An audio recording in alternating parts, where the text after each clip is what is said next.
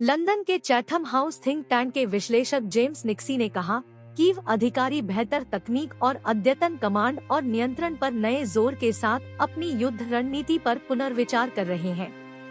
इसका एक संकेत हाल ही में यूक्रेनी नौसैनिक ड्रोन की नई पीढ़ी द्वारा काले सागर में एक रूसी युद्धपोत के डूबने का दावा किया जा सकता है। किंग्स कॉलेज लंदन के युद्ध अध्ययन विभाग की शोधकर्ता मरीना मिरोन ने कहा, सिर्स्की के लिए यह आसान नहीं होने वाला है। यूक्रेन के लिए इस समय बहुत सारी समस्याएं हैं। उन्होंने गोला बारूद की कमी, यूक्रेन के पश्चिमी सहयोगियों से नए हथियारों के बारे में अनिश्चितता, जनशक्ति की कमी, मसौदा तैयार करने के लिए लोगों की अनिच्छा, सैनिकों की थकान को अग्रिम पंक्ति से कोई राहत नहीं मिलने और जालुज़नी के जाने से मनोबल पर क्या असर पड़ सकता है, इसका हवाला दिया।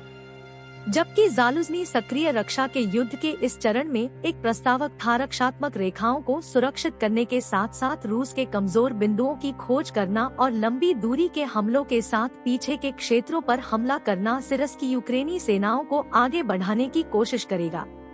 वह संभवतः जवाबी हमले बढ़ाने की कोशिश करेगा, मिरोन ने एक टेलीफोन साक्षात्कार में कहा। उन्होंने नए तकनीकी समाधानों और मानव रहित प्रणालियों और आधुनिक इलेक्ट्रॉनिक युद्ध साधनों के उपयोग जैसे सफल अनुभव के पैमाने के महत्व पर भी जोर दिया। हालांकि उन्होंने बहुत कम विवरण दिया, लेकिन उनकी टिप्पणियां सशस्त्र बलों में नवीकरण लाने और लड़ाई के लिए एक नया दृष्टिकोण अपनाने के ज़ेलेंस्की के घोषित उद्देश्य के अनुरूप प्रतीत हुई। बाद में शुक्रवार को ज़ेलेंस्की ने घोषणा की कि उन्होंने सेना के जनरल स्टाफ के प्रमुख लेफ्टिनेंट जनरल सेर्ही शाप्तला की जगह मेजर जनरल अनातोली बर्हिलेविच को नियुक्त किया है, जिनके अनुभव और इस युद्ध के कार्यों और यूक्रेनी लक्ष्यों की समझ पर उन्होंने गौर किया। शाप्तला जालुज़नी का करीबी सहयोगी था, लेकिन शीर्ष पर बदलाव से यूक्रेन की कुछ सबसे बड़ी समस्याओं का समाधान नहीं होगा।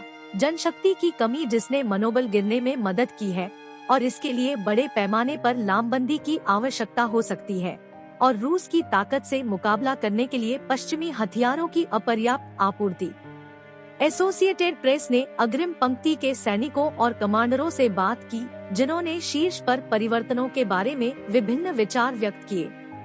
कुछ लोगों ने कहा कि वे सिरस्की पर फैसला तब तक सुरक्षित रखेंगे जब तक उन्हें जमीनी स्तर पर बदलाव नहीं दिख जाते, जबकि अन्य ने कहा कि वह एक सक्षम जनरल थे। इस झटके से राजधानी कीव की सड़कों पर कुछ आशंकाएं पैदा हो गई। 35 वर्षीय विपणन विशेषज्ञ अलीसा रियाजांतसेवा ने कहा कि वह जालुज़नी से आमतौर पर संतुष्ट थी। उन्होंने एपी से कहा, हमें उम्मीद है कि हमारी सरकार ने उन्हें हटाकर कोई बड़ी गलती नहीं की है। 61 वर्षीय ओलेक्जेंडर अजीमोव ने कहा कि शीर्ष पर परिवर्तनों के बारे में कुछ असंतोष था। ऐसा प्रतीत होता है कि यह घबराहट बखमुत शहर पर 9 महीने तक कब्जा करने की सिरस्की की रणनीति की पिछली आलोचना में निहित थी, जिसके कारण युद्ध की सबसे लंबी और सबसे खूनी लड़ाई हुई और यूक्रेन को सेना की बड़ी हानि हुई, लेकिन इसने रूस की सेनाओं को भी नुकसान पहुंचाया। बाद में शुक्रवार को जालुज़नी को हटाने का विरोध करने के लिए दर्जनों लोग कीव के इंडिपेंडेंस स्क्वायर में एकत्र हुए।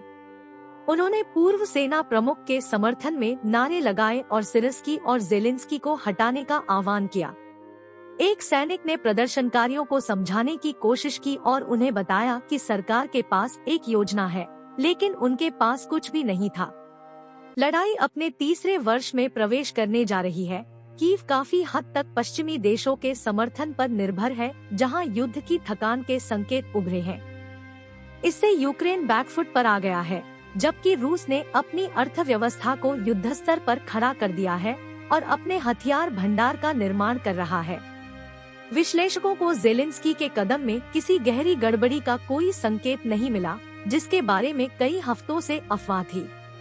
Washington think tank institute for the study of war ने गुरुवार देर रात कहा, कई वर्षों से युद्ध लड़ रहे राज्य के लिए कमान में बदलाव सामान्य है। जालुज़नी के बाहर निकलने और सिरस्की की नियुक्ति के बारे में पूछे जाने पर क्रेमलिन के प्रवक्ता दिमित्री पेस्कोव ने शुक्रवार को फेरबदल को कम महत्व देते हुए कहा कि वे रूसी ऑपरेशन के पाठ्यक्रम को प्रभावित नहीं करेंगे। रूसी राष्ट्रपति व्लादिमीर पुतिन ने पूर्व Fox News host Tucker Carlson के साथ गुरुवार देर रात प्रसारित एक साक्षात्कार का इस्तेमाल करते हुए वाशिंगटन से मॉस्को के हितों को पहचानने और यूक्रेन को बातचीत के लिए राजी करने का आग्रह किया। इस बीच German chancellor Olaf Scholz Ukraine के लिए नई अमेरिकी सैन्य सहायता के बारे में शुक्रवार को राष्ट्रपति जो बिडेन के साथ बातचीत के लिए वाशिंगटन में थे। कांग्रेस में विवादों के कारण महत्वपूर्ण समर्थन रुका हुआ है। सिर्स्की, जो सोवियत संघ में पैदा हुए थे और Moscow higher military command school में पढ़े थे और साथ ही सोवियत आर्टिलरी कोर में सेवारत थे, को एक जुनूनी योजनाकार के रूप में वर्णित किया गया है और उनकी टिप्पणियों में शुक्रवार को कहा गया कि उनका पहला काम स्पष्ट और विस्तृत योजना सुनिश्चित करना था। उन्होंने सैनिकों की भलाई सुनिश्चित करने पर भी जोर दिया। सैनिकों का जीवन और स्वास्थ्य हमेशा से यूक्रेनी सेना का मुख्य मूल्य रहा है और है, उन्होंने कहा, शायद बखमुत आलोचना का संदर्भ।